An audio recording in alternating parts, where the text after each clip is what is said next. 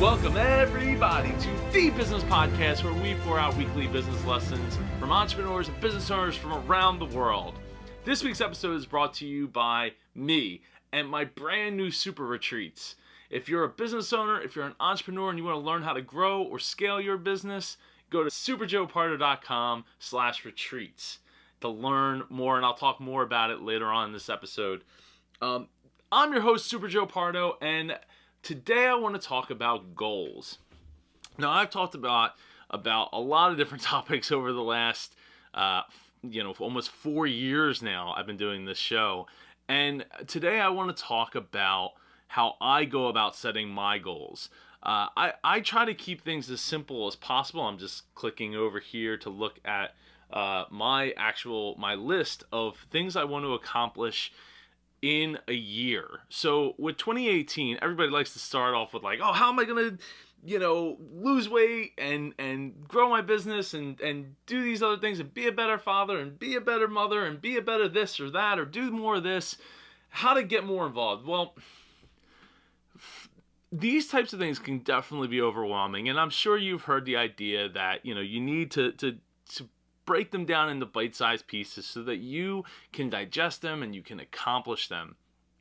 So to take that one step further, this year, to kind of put that anxiety to rest and also to set enough goals so that I felt like I was accomplishing enough every single time I want to go and do work.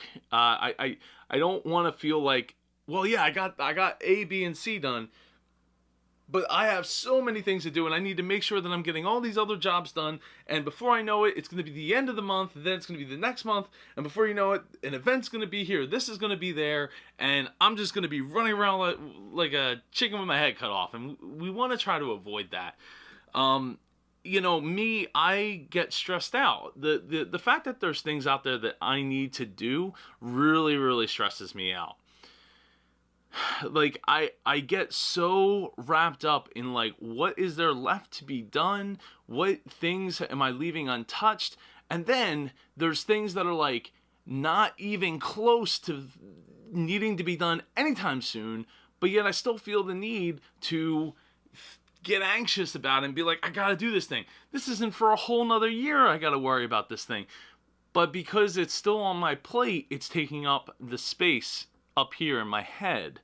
So to kind of try to counteract this, I use a lot of to-do lists. I think that you should be using a lot of to-do lists, and I think it's important for you to see that you're checking them off and crossing things off. And sometimes it's a pain to have to go and like write them all down, but it's really important, right? And the more you write down, the better you'll be at getting them crossed off and feeling accomplished and feeling like you're actually making headway on the projects that you're working on. So to go along with that, I decided at the beginning of the year that I was going to not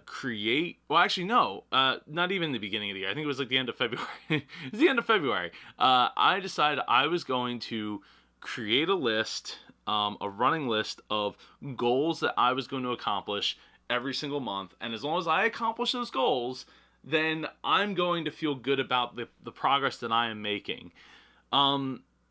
So I started with an outline each month: March, April, May, June, July, September, November, December. And my goal by the end of the year is, if I scroll down to November and December, is actually to kind of take off. Yeah, I'm going to still produce this podcast. I will probably produce it ahead of time. I'll sit down and batch produce the last maybe 2.5 months worth of content, so that I'm not trying to jumpstart everything back in January. But my goal, aside from releasing 4 podcast episodes, is to take time off and then just do outreach to find new clients. Now, with that said, I did start super retreats, and one of those retreats is in October, and one is in December. So I need to make sure that I'm going to do those. But I think, from a standpoint of what is my goal, my overall goal for the month is really to take as much time off as possible. So how do I go about accomplishing that? Working backwards. Well, in order to do that, I need to make sure that I'm accomplishing at least 3 to 5 things a month. So just to give you some examples of how those things are set up. So like in March, it was to promote my brand new book, Sales Won't Save Your Business. You can see that right behind my head here. I also wanted to make sure I found some speaking gigs, which I went and did. I wanted to do more outreach for more clients. And then I have a couple notes underneath of that of like things I wanted to do to hopefully see if that would work. And it actually didn't really work out. So, but I did it and I was able to cross it off the list. And then for Mid-Atlantic Podcast Conference, like the shirt I'm wearing here, I wanted to make sure that I got the speakers selected and announced. Those were 2 things that needed to happen. And then the 1, 2, 3, 4, the 5th thing that I needed to do was also make sure I had 4 podcast episodes launched for this show. So, but the key goal here is that in March, I felt like I accomplished it, right? I accomplished everything I was setting out to do. I set goals that were realistic, and I set the amount to something that in many cases I was doing already, like putting out podcast episodes, finding speaking gigs, finding clients. But I don't want to overload what I'm able to accomplish either. In April, one of my goals, I actually had 1, 2, 3, 4, 5. I had 6 goals in April, and one of those goals was to take a vacation, take Ava to her first trip to a Disney park. In this case, it was Disneyland, and have a great time with her and Melissa. It was also to promote the book. Did that. Got on a bunch of podcasts. You should go check them out at superjoepardo.com/press or go to my blog, superjoepardo.com/blog. I wanted to find more speaking gigs. Made sure I did that. Released 4 podcast episodes. I did that. Work on reaching out to more potential clients. This month, I was a little bit light on that. I didn't accomplish that as much as I would like to. But it was also really focused on retreat clients. People attendees for these retreats. So I didn't get to do that as much as I was hoping, but I had put things on pause for a little bit while I was actually working out the game plan for the actual launch. So even though I've been mentioning these retreats on here on this podcast, it's not been fully launched. There's still some like sprinkles that I need to put on that Sunday, and hopefully we will have some more people coming out. So if you're interested in that, go to superjoepardo.com/retreats. And then, so the last thing on my list though was to start running. I didn't get to do that this month so far. As of recording this is April 29th, Sunday, April 29th. So I was kind of hoping that I would get out and do it. There's still tomorrow, so there's still hope that I could potentially get out and go do a run, meaning I will have started it. Now, when we look at May, I need to scout out some MapCon, Mid-Atlantic Podcast Conference, more sponsors. We already have a couple on the hook, but I needed to get a couple more. So it's actually more than 6. It's seven goals for this month, or for the month of May. Get MapCon 2019 stuff prepared. That won't take too long. Just get like the ticket page and the sponsorship stuff, just so I'm not running around, trying to figure it all out and get it all up and running right before the conference, so we can sell some tickets at the conference in September. Find more speaking gigs, work on more outreach to more clients, and booking people into these retreats. Promote the book, as well as release 4 podcast episodes and start running or continue to run. So with May, I have this idea that I have a couple of things that I want to get done to make sure I feel like I'm accomplishing something and I'm moving forward and I'm not getting lost in the mix of like all the things I have to do, so that like come the beginning of September, I'm rushing around to try to make sure I don't forget anything for MapCon, to get things set up for that for 2019. But then in June, it goes back down. It goes to promoting the book, releasing 4 episodes, speaking, and running, and doing outreach for clients. So you see, like, some months are going to have more things, months are going to have less things.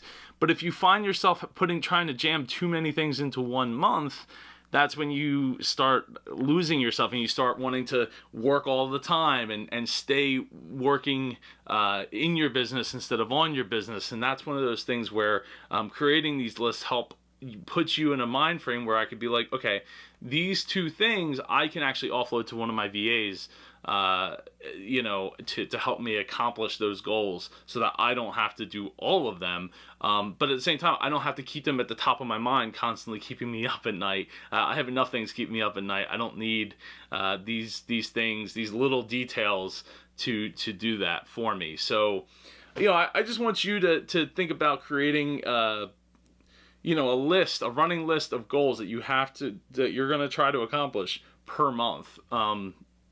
And some of them could be as simple as like continuing to operate the business. Like, that makes a lot of sense. It doesn't have to be all of the steps underneath of that to make that happen.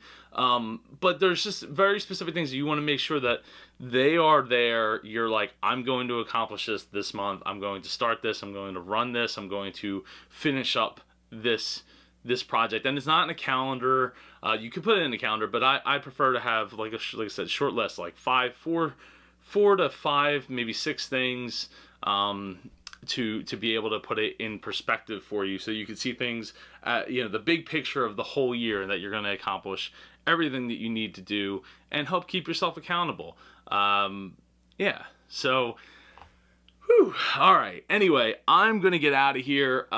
If you've enjoyed this episode, please share it with somebody that love, could get something out of it. I know it was a little bit long-winded, but I really wanted to show the detail of, like, the things that I go through in my process and how I try to work things out.